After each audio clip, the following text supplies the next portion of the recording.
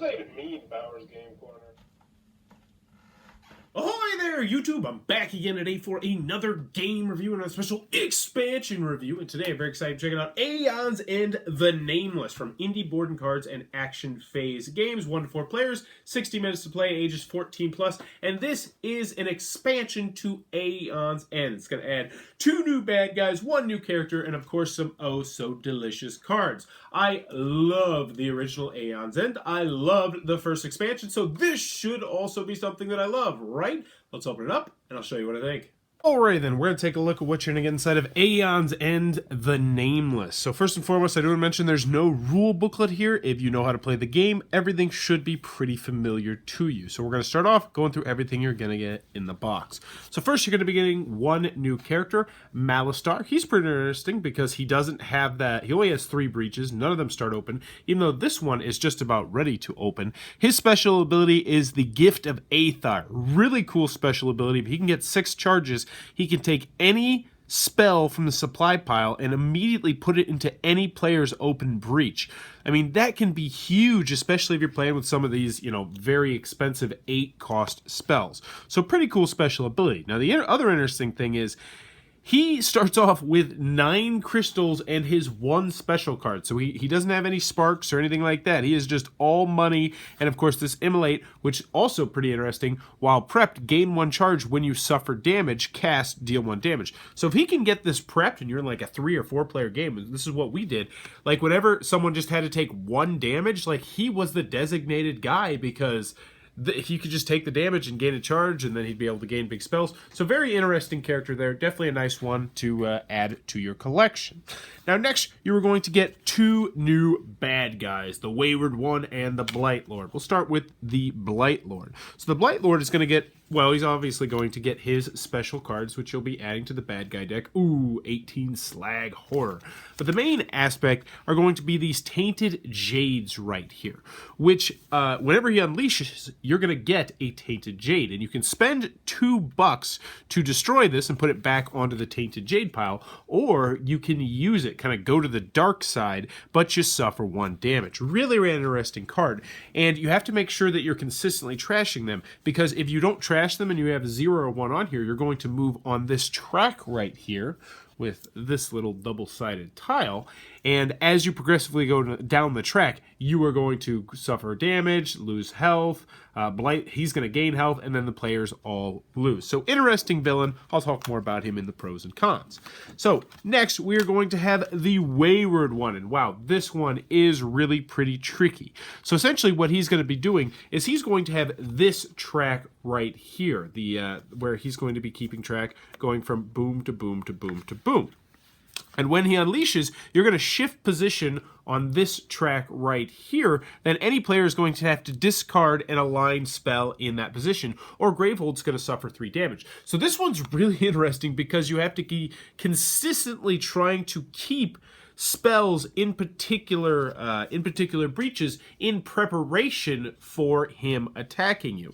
Also, if your spell is not in one of the prep breaches, so for instance, if it was prep breach number 2 and you had a spell in number 3, then your spell only does half damage. So really interesting character. As always, it's going to completely change how you play the game, which is one thing that I'm really loving about this game. So they've also got his own special cards that you'll be putting into the deck that will do various different things. So let's get to what you really probably want to know about, which is the cards, and more cards. So I do want to mention this is double-sided, so a nice use of space there. So let's talk about the new cards you're going to get, and we'll start here. We have Radiance. It's going to cost you 8, deal 5 damage, and each ally draws a card. Very, very useful.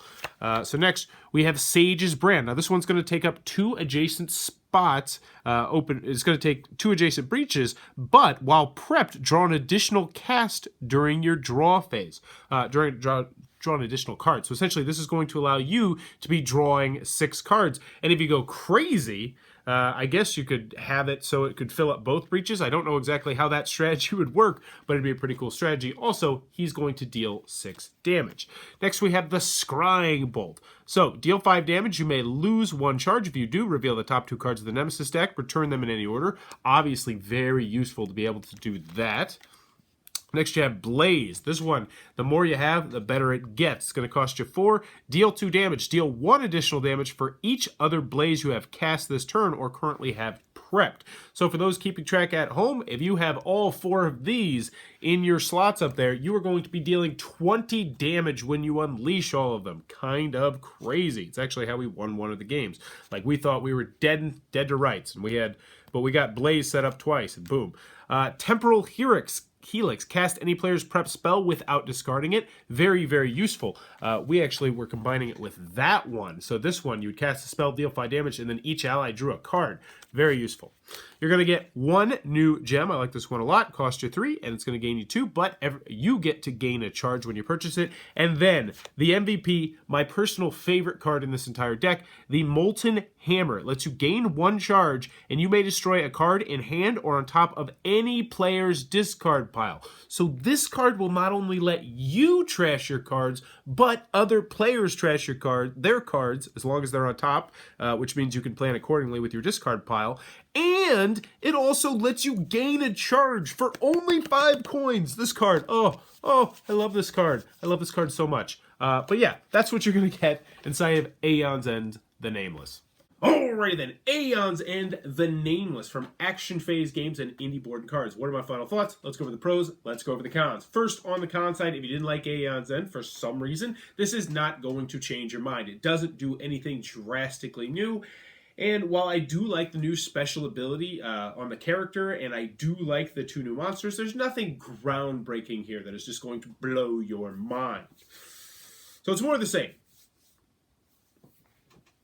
I'm really trying to think of any other cons that I have with this, and I can't think of any. It's just this simple. If you like Aeon's End, this is a fantastic expansion to get. It's just that simple. If you didn't like the original game, don't get this. If you do like the original game, go ahead and get this. You won't regret it. It's more cards, it's more bad guys, and it's a new hero to play with. So what do I like about the expansion? I mean, obviously, I like both of the new bad guys. I like both these new bad guys better than the new bad guys that was in Aeon's End, the Depth. I really like how it moves along the breach chart right here. So you really have to be thinking where you are going to be placing your spells. And also, if you can, because there was that card in there where you can start peeking at cards and whether or not they're going to force you to unleash, it can be incredibly useful for that. So I really like that aspect of the game. I also like the other guy with the tainted gems. It makes these really interesting decisions because it's like, I don't want to spend this gem and lose the health, but I can get a really good card for it. And if you don't have health on the board or you don't have someone who can heal, that one becomes really, really difficult. So I like that an awful lot. I like both the bad guys in this. As for the character of Malastar, I like him. I do. I like him a lot. I think he's a really cool supporting character. He's not the kind of character I would build a deck around, though. Like, if it was just a 2-player game, he was probably not one that I would go for. This is definitely more of a 3- and 4-player character game, at least in my personal opinion. But he's still a really cool supporting character. Being able to get any card, any spell you want, and then just boom, pop it in somebody's breach, that's incredibly powerful, especially if you can combine that with those cards that will give other people charges. So he's just going to be charge. He wants to charge up as fast as humanly possible. Now, moving on to the cards themselves, I like them. I like these better than I like Aeon's End, the Depths. And I like that expansion a lot as well. So if you're looking at this and you're like, which expansion should I get first? I recommend this one, the Nameless, over the Depths. You can't go wrong with either of them, though. But getting on to the cards, I like all the cards in the game. I like the new gem. I love the Radiance card where you get to deal 5 damage, plus each ally gets to draw a card. That's incredibly useful. I like the one where you get to trigger someone else's prep spell. And then, of course, my favorite card of the entire deck, maybe my favorite card in the entire game. You know, I really am thinking about all the cards in the game because I've played this so much now. I think it might be my favorite card in the entire game is this relic, the Molten Hammer. It's just so insanely useful. Gain a charge each time and you can trash a card. It's good early game. It's most likely good late game because you can trash other people's cards as long as it's on top of their discard pile. It's just such a nice, versatile card, and for only the cost of 5. So, fantastic card. If you couldn't tell, Aeon's End, the Nameless, just makes a game that is quickly becoming one of my favorite games of all time even better. I am super stoked to see the big expansion they got planned for this, even though right now it doesn't even need it. Like, if they just discontinued this game right now, I would have, what, like 7 bad guys, like 7, 8, 9, 10, something crazy heroes to play with, tons of variety in the cards. If you are not on Aeon's End, I cannot recommend this cooperative deck builder enough. It's way too difficult solo, but man, it is such a good game, and this just makes the game better. Aeon's End, the Nameless. If you like the original Aeon's End, it's a no-brainer. Didn't catch it, pick this one up. If you enjoyed this review, please be sure to click on that subscribe button down below in the comments below. Let me know. Wireless headphones. Do you have any? Do you have any experience with them? I kickstarted the Firefly ones, and I'm slowly but surely just not very happy with them. They just, like, every second or third week, they just get progressively worse. There's just something goes wrong with them. But do you have wireless headphones? If so, give me a good recommendation in the comments below. As always, thanks for your time, YouTube.